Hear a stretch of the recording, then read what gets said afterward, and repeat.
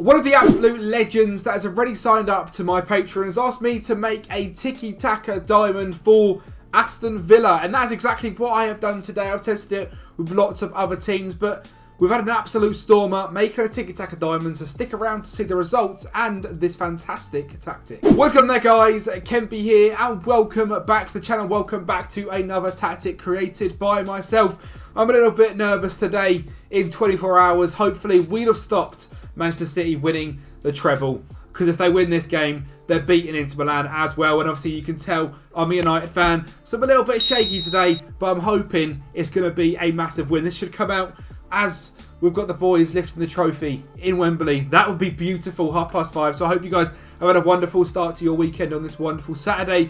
Make sure to stick around for tomorrow, as well as we've got a Leicester tactic using the Leicester rebuild, using the Ranieri tactic we made on Friday. But you guys are here for the 4-1-2-1-2 Tiki-Taka diamond that you can see straight away on this beautiful home screen from the Tato skin. We've got top 4 with Aston Villa. We've got runners-up in the FA Cup. Top 4 with Villa. Carabao Cup were quarter-finaled by Manchester United, who ended up coming in 6th place. But top 4, absolutely fantastic. This was simmed on last season's database. I think anything from this point onwards is actually simmed on the 2023 database, released by, I believe it's Hood, did the video on it. So yeah, that should be good fun to have some new different sort of tests going on. But this is simmed based on last season. Obviously, Villa finishing 7th in real life. We've got even better, 75 points, which is the same total that Manchester United got in the Premier League this season. And the tactic itself in the data hub, 1.84 goals per game, 1.32 conceded per game. My favourite thing about this tactic is the possession. This is not the highest possession you'll see. This is 61%. It's going to get higher than that, and it's just fantastic. Fewest goals conceded, we weren't on the list. Now, it is quite an attacking Tiki-Taka tactic, which is why it worked quite well. It did get 70 goals, 4th place in the league. It's not the greatest defensive tactic, as you can see from the data hub graph.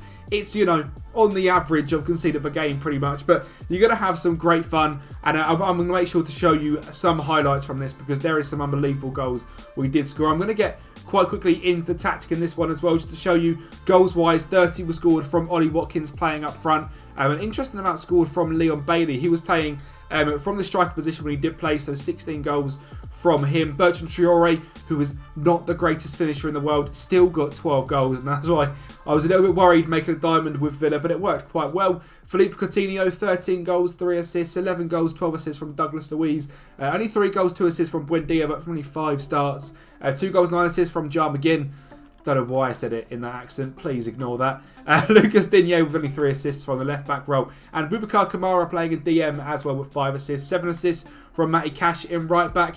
Even Ezri Konsa and Callum Chambers getting some assists. And here is the formation itself then. So we're starting off a sweeper keeper on support in goal with no further instructions. A wing-back on support at right-back. Shoot less, stay wider.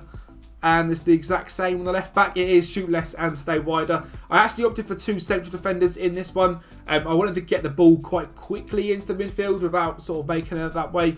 The central defender is there pretty much to stop the possession and move it on to the anchor man, which is where we sort of start in this Tiki-Taka role. Pass it shorter, anchor man on defender. Roman playmaker on support, dribble less. I want him picking up the ball. I want him being the heartbeat of the team, but I don't want him doing some of the role the Roman playmaker does do, running all over the place and dictating the tempo. I want him to pretty much pick up the ball, you know, roam out of position and pick it up, but don't dribble too much of it. Get the ball and move it on. And the Mazzala on attack is going to be our man out wide. Pass it shorter, dribble less. When you do get the ball, run wide with it and tackle harder. So again, when he does get the ball, I want them short, sharp passes into this cam role, dribbling less, but you know, from a sort of a wider right position. The advanced playmaker in attack and the cam role, pass it shorter, run from position, tackle harder. You can tell exactly how this system is going to work. Pass it shorter and tackle harder on the 2 strikers as well. We want lots of link-up play, lots of quick movement, and we're going to sort of do that by having a slightly higher tempo. It doesn't work too well with the highest of tempo. You've got to have some serious talent in your team, but if you are an absolutely top side, I mean, you can get away with that, but you know, when we're making it for Aston Villa, I have set it on that slightly higher role. Much shorter passing, playing it out of defence, a middle in the attacking width. Work the ball into the box, low crosses, dribble less because we don't want the players dribbling too much. We want short, sharp passes. In transition, we're taking short kicks. We're counter-pressing, but we're not countering when winning the ball because we do want to make that sort of build-up play. We don't want to just, you know, basically turn it into a 4-1-2-1-2 gegenpress. We are looking to retain possession, which is why we did get 61% in the season with Aston Villa. Distribute quickly and take short kicks. It is a high-press system. It's trapping them inside. It's a standard defensive line. Prevent the short kick distribution and trigger the press as much as possible. So it's about winning the ball back. It's about retaining the possession of the ball as well. And you've seen the results of Aston Villa. Now let me show you some more results of this fantastic Diamond Tiki-Taka Masterclass Genius world. Well, now we're in this Tiki-Taka world. If you guys can, make sure to like the video, subscribe to the channel, and follow on all these 4 wonderful things: Twitch, TikTok, Twitter, Instagram, YouTube, and also obviously come over to Patreon as well. Brandon obviously requested this tactic and we've made it for him, and I've made it as good as possible as I could while keeping it in the parameters. And if you guys want a custom tactic built from myself, they're not always going to be released on YouTube, but I thought for the first one I might as well. And if I make any absolute bangers, they will be coming to YouTube. But if you want me to make a specific tactic for you, you can also come over to Patreon and sign up there. It's obviously supporting me as well, so a massive thank you. Now we're going to watch some highlights first of all. This time it's going to be PSG versus Manchester City. I've dropped it 10 frames back. I'm going to start off with a 5-2 victory in the semi-finals against Manchester City. We've got Marquinhos in the base of the M, playing it into Renato Sanchez, back into Sanchez. Nice little dribble back into Kimpembe. Look at the keeping of possession. Nuno Mendes down the left-hand side eventually finds a Neymar Jr. and he tips it round the goalkeeper for 1-0. The next goal is going to be Manchester City. It's Kyle Walker. It's Bernardo Silva down the left-hand side. Finds Kyle Walker. Gundogan knocks it into Haaland. And we get a little bit opened up there, but Haaland in a nice position for them to score. And they actually go 2-1 up. So the fact we ended up winning this game 5-2 and 6-5 in aggregate, very impressive. Mukiele down the right-hand side is going to start to get forward.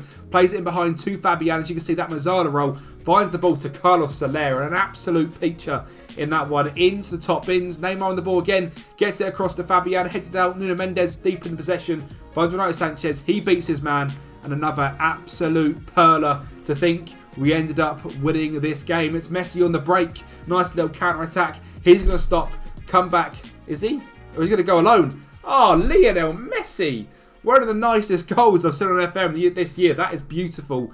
Messi eventually again cleared by Man City. Bernat on the ball. Mahrez drops it in. And Mohamed Diawara gets in there for 5-2. And a very good set of, you know, positional results there. 5-2.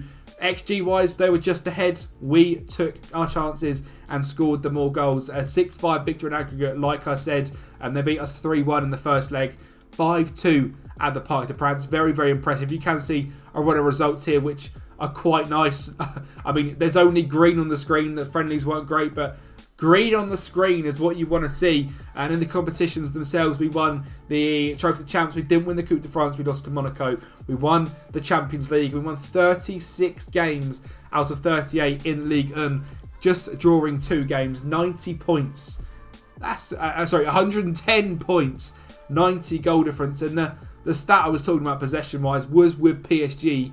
66% possession. 5% clear of Lyon. That's absolutely outstanding, conceding just 19 goals all ski season, scoring 109 goals, 90% pass completion rate as well. We had the most shots, we conceded the fewest amount of shots, and we were fantastic this season.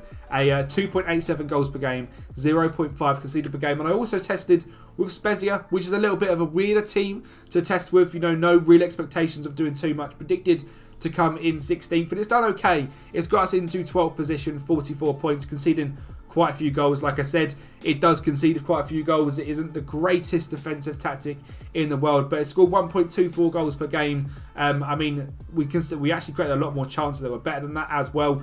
You know, expected goals were a little bit lower than what we ended up conceding, so the quality of the team certainly didn't help there. But with Nzola and Shuramenedov up front, I think you'll agree that was fantastic pronunciation. We've done quite well in the goal score in terms of things, and in the Serie A itself, in terms of stats, we were second in possession as a relegation candidate side. So it can work at all 3 levels. Aston Villa as sort of a mid-table, trying to push into the top 4. Spezia, newly promoted, trying to break in to the league, got you pretty much mid-table. And PSG, a dominant side, invincible, 36 wins in 38 games. If you guys have enjoyed this video, make sure to like the video, subscribe to the channel like I said, and if you again want your tactic made, just like Brandon here, head over to the Patreon and we'll see what we can do. Thank you for watching, and I'll speak to you next time.